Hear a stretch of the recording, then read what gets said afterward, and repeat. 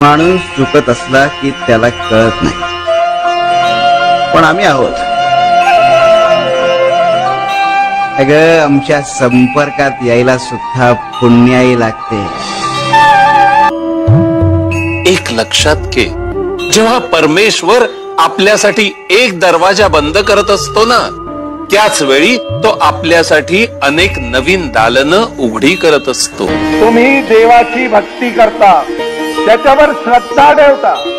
तुम्ही तुमच्या मनोकामना पूर्ण करण्यासाठी देवाकडे काही कबूल करता, काही करेन म्हणून नवस बोलता आणि तुम्हाला फळ मिळालं. तुमची इच्छा पूर्ण झाली आणि तुमचा शब्द देण्याची वेळ आली की तो शब्द विसरून जाता, नवस विसरून जाता. म्हणून लक्षात ठेवा, देवाला केलेला नवस हा विसरण्यासाठी नसतो, तो पाळण्यासाठी असतो.